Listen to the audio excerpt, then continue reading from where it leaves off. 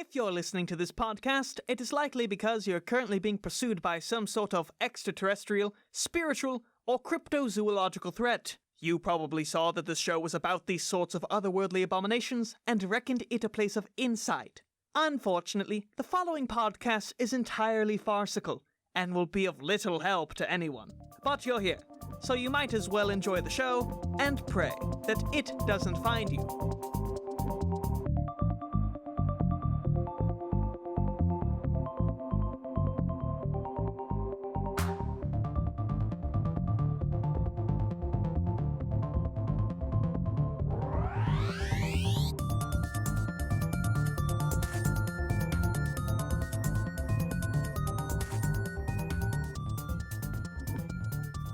Hello and welcome back to Lore Folk, a podcast where we riff on all things paranormal. I'm your host, Aidan Kidd, and today I'm joined by my co-host, confidant, and man who works for the government, Maddie Barr! Hey, where's that giant kid? Do you want some chloroform? It's Mansley Day Mansley. here at Lore Folk. Yes. We're on a Zoom call and both of us have backgrounds of Kent Mansley. We have Mansley energy, folks. It's Mansley Energy Day. His spirit flows through us as it guides us into the holy light. Yes. That holy light being true red-blooded Americans. Yeah. He's just one man trying to save the world from one crummy kid and his mom. And you know, good for him.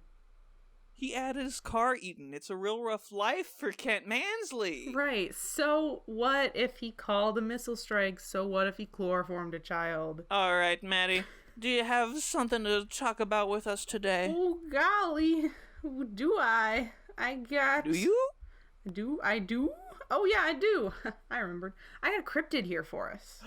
Folks, just a classic cryptid. We're just getting back to our roots here on Lore Folk. None of that cool ranch cryptid. We got a classic cryptid. No, I mean, he's not classic.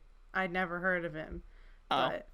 But then you're a liar, and you've immediately recentered the energy of the way I'm going to approach this bit. Because how can I trust anything you're about to say is true if you start out with a lie? You can never trust me! One of these hosts always lies, and the other one always tells truths. But which one of us is which? Ooh. And that's a game for you to play at home. Maddie, please continue. I wanted to introduce y'all to the Loveland Frogmen, which implies there's multiple ones. These little jumpy lads are from Ohio, so first of all, cool. And the most recent sighting was actually 2016, which is really, really soon to when we're recording this, and also very, very a long time ago and in the future. So that's crazy. But they're just big frogs. They're like roughly hip height, but they walk on their legs.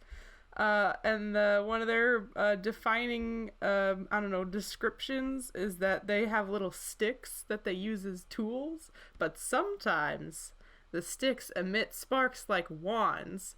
So they're just little magical frog guys. And I love them.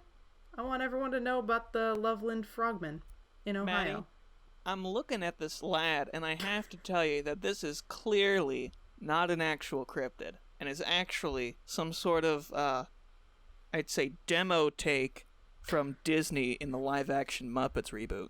I was going to say it's a live-action frog from Frog and Toad. That is Kermit verbatim. That's Kermit right there. I'm looking right there at Kermit. There he is. He's all in his horrifying frog glory. I wonder what, the original Kermit would think of this new Kermit, this new CGI Lion King Kermit. They probably wouldn't get along. No. Sort of an HD glow-up Kermit, if you will. An original No, he's Kermit's horrifying. Like, I hate this. Maddie, are you pro this frog? Yeah, the frogman, yes. I hate this frog. Pro frogman. What's so good about this frog? I hate him with all my heart. He's taken jobs away from the original actor of Kermit. He is scaly and gross and slimy and not, soft and felty. Okay, see, this is why I've brought this here. I wasn't sure, but clearly we have to go back. We need to do more PR for the frogmen because they have wands. They use sticks as tools. And they have little sparks, and it's magic, and they're just frogs, and they're doing magic in Ohio. Oh, cool. They have some 4th of July sparklers. Oh, they're so cool. You know who can also hold 4th of July sparklers? A classic Kermit. Classic Kermit the Frog can do that, Maddie. He's really cool, and he sings funny songs and plays the banjo. Kermit's not gonna fuck you, Aidan. You have to let it go. You calling me a simp for Kermit? Aidan simps for Kermit. You heard it here first. I simp for the Ohio Frogmen. So, you decide at home. Maddie, at least the person I'm simping for has an actual career and is talented. You are simping for these horrible gremlin creatures who look like they lost out on the Tolkien lottery. They're just getting their start, you know? They're just learning the ropes. It's like year He's one an Harry artist, Potter. and you just don't understand. He's just starting out. He started a YouTube channel, and he's figuring it out. And we're gonna figure it out together. Maybe I have a joint bank account with all of the Ohio Frogmen, okay? Maybe we're all secretly in a giant relationship, but it's fine because I know they're gonna get it together one day, okay? Whatever. Irrelevant, okay? Maybe they sent me an email. Maybe the deposed prince, the son of the deposed king of Ohio of the Frogmen, the Frog Prince, sent me an email and was like, hey, I'm running out of money. Okay? Maddie, it's okay. I know it's not a pyramid scheme. The Frogmen love me. It has to be true. Maddie, you're gonna get through this. Alright, this next segment of Lore Folk is gonna be called Let's Get Maddie Therapy. Oh no. Maddie, why is it that you feel the need to attach yourselves to men who do not value you and your input? I just like their little wands. I just wanted to be a part of something. But I guess, you know what? I guess I could just log the fuck onto Pottermore and have the same experience. So I should just let go. Honey, dump him. He ain't worth it. None of them frogmen are. Well, alright. I'm dumping all the frogmen. Ohio ceases to exist once more. I thought we had brought it back, but it's gone. Also, Kermit just texted me back. We're totally gonna fuck later. Anyway, No! next thing. That's not distancing! After the quarantine. That's valid. Maddie, give us another thing as I distract from the fact that I just said I'm gonna blast Kermit's ass. Someone does that on the daily at his job. I have a question for you. Who is that hussy with? I don't know. Someone with roughly the same shaped hands as Jim Henson.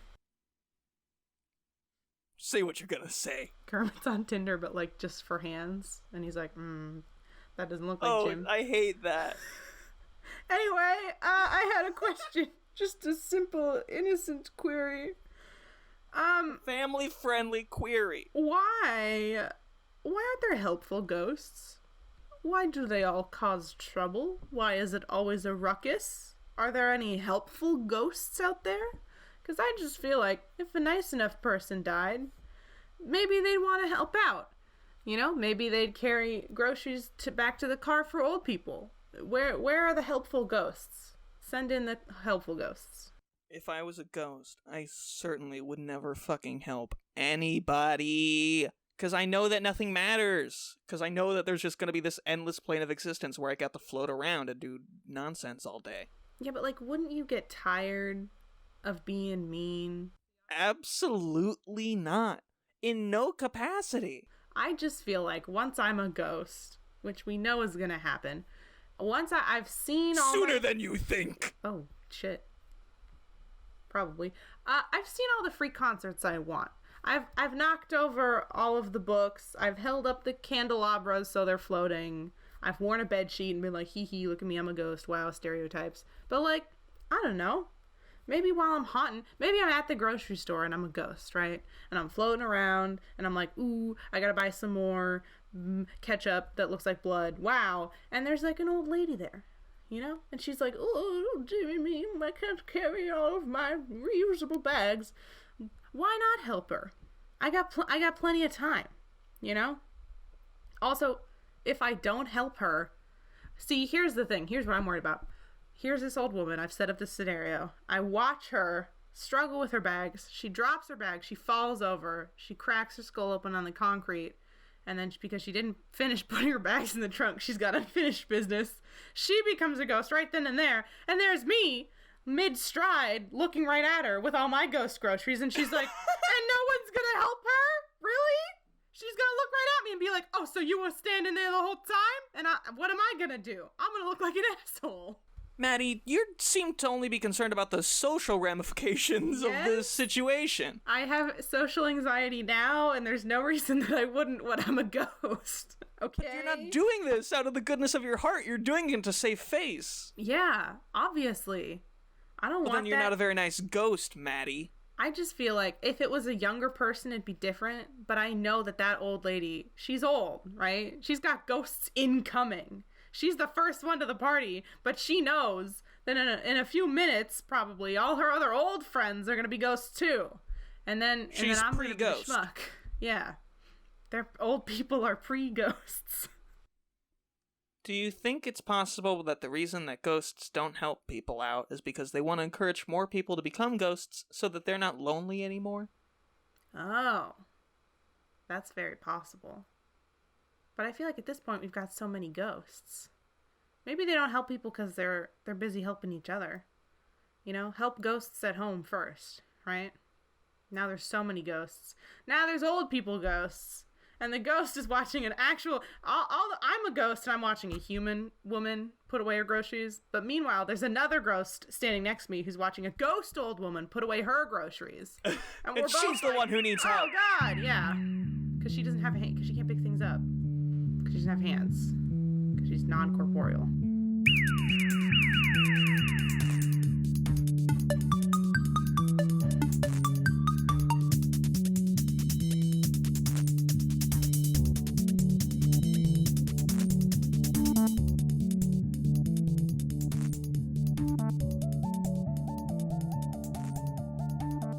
Here we are in ad land. Wow, it's beautiful. We're gonna do some ads. Maddie, why don't you give us an ad for... I don't have it pulled up. It's Holy Snacks. Holy Snacks. Oh, yeah. Here comes the voice. For the ad. Oh boy. Oh, it's hot out today, you know? And there's demons in my yard. Yeah, my kids are playing around, but I gotta get rid of these demons, I tell ya. But how am I supposed to do all these things at once? I gotta keep the kids hydrated. I gotta keep the demons away. Ooh, well, I got the product for you boys. It's called Holy Snacks. Yeah, it's popsicles and shaved ice. But we make it with holy water, I tell ya. Ooh, yeah. So I can I give the kids a popsicle and they can have that. But then, the demons are coming over. But I got my Holy Snacks, so they can't touch me. They'll bother my neighbors now. Maddie. I can't. Are you somehow from Minnesota, Ireland, and Louisiana all at the same time? I think so. I think maybe that secretly. Wait, here, let me just. Do you think her kids in the reality of the ad have, instead of like... She's adopted several kids, and they're all from different areas, and each kid influenced, instead of, normally parents have an accent, and then their kids take on that accent, but she's such a loving mother. She's so committed that she's taken on the accents of her 3 children. And she's saving them from demons. And she's saving them from demons. With holy water. Buy now. For only 2 payments of $19.99, you can get holy water. But not just holy water, we're not giving that out for free. It's holy water that we've put into foods, but they're not foods because it's popsicles and shaved ice and ice cream and lemonade. So really, it should be called holy drinks. But you know what? I don't own the company. So buy Holy Snacks today. Woo. All right. All right, that's Aidan, it for the ad. Aidan, we've only anyway, that's the end of the ad break. We're going. We're leaving. Look at us going to the next part of the episode. Do you not have an ad today, Aidan? What? That's crazy. I would never in my life do something like that. Ooh, I'm always so prepared. Look at me. I'll make someone one up right away. No. I don't want some made up. I don't want some improvisation. We're not an improv team in the underground Chicago scene. We're not performing at the playground right now. I don't want to hear your Don't think twice with Mike Birbiglia. Aidan, all I do is love and support this podcast. All the fans say it. Every day I get fan mail and they say, Maddie, you're so giving, you're so kind, and all your ads are so hilarious. But you know what? Every now and then, I do want to hear what Aidan has to say.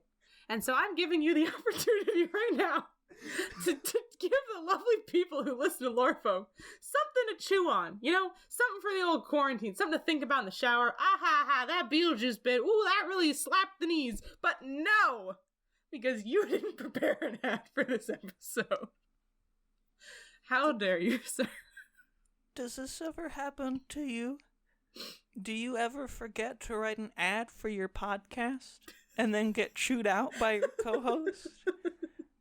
Well, now we have the brand new shame blanket. Oh, no. That you can hide under because you feel bad. Ah. Well, shit. Buy the shame blanket today, I guess. It's soaked in my tears.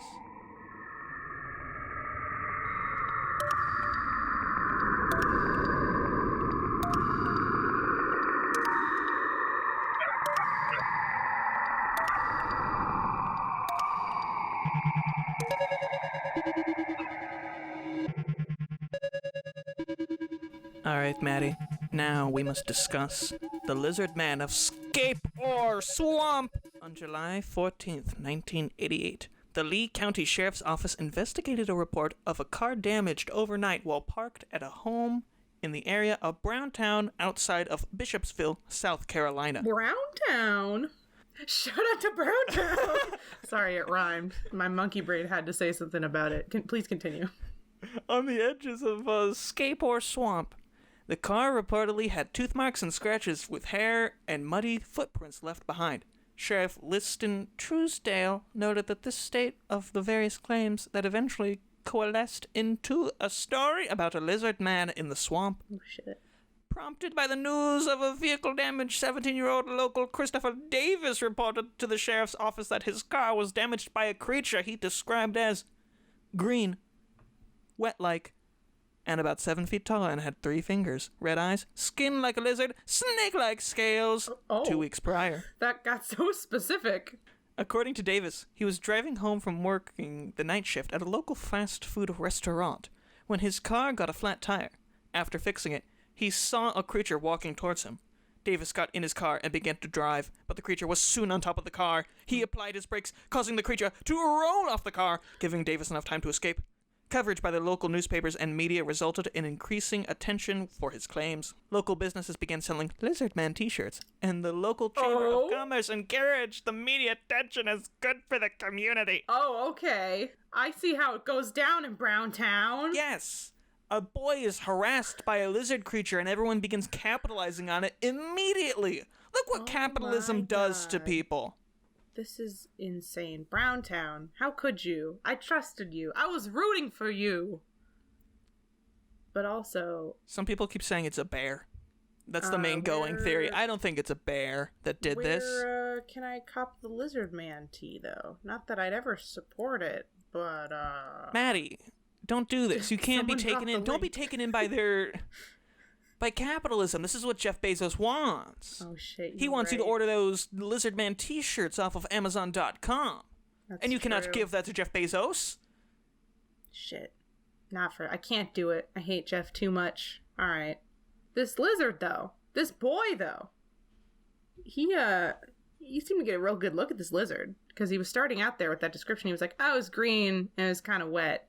And I'm like, okay, yeah, you know, classic cryptid description, whatever, sort of generic. Green and wet, like all other cryptids. Right, and then he's like, and it had 3 fingers and red eyes and skin like a lizard and snake-like scales. Like, what? Did you take a friggin' Kodak family moment picture? Or did you see it in a flash as it attacked your car?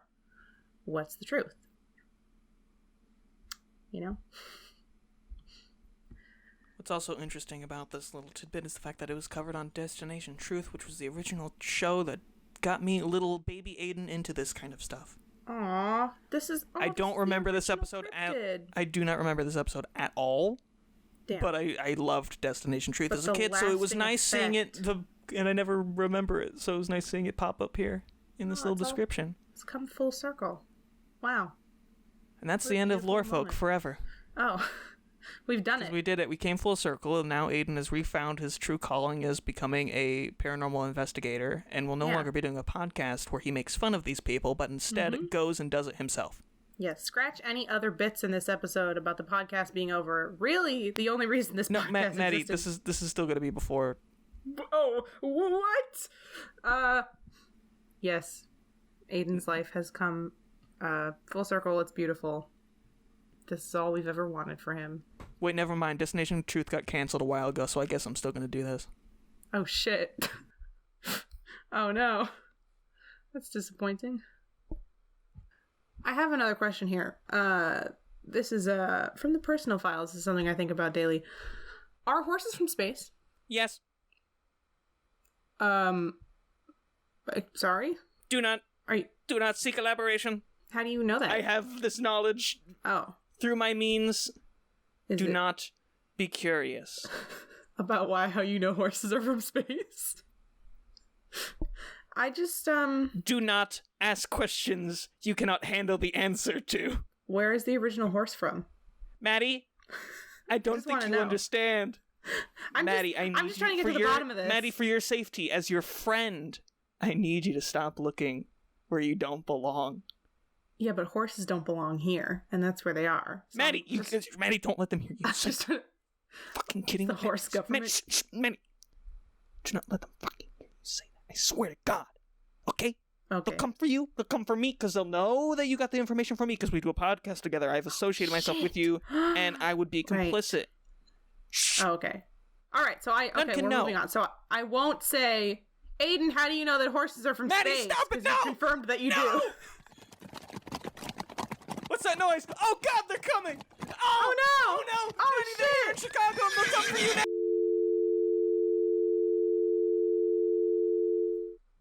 Well, Aidan's dead, because he told too much about horses. But, surprise, whoop, I ripped off the mask. It was me!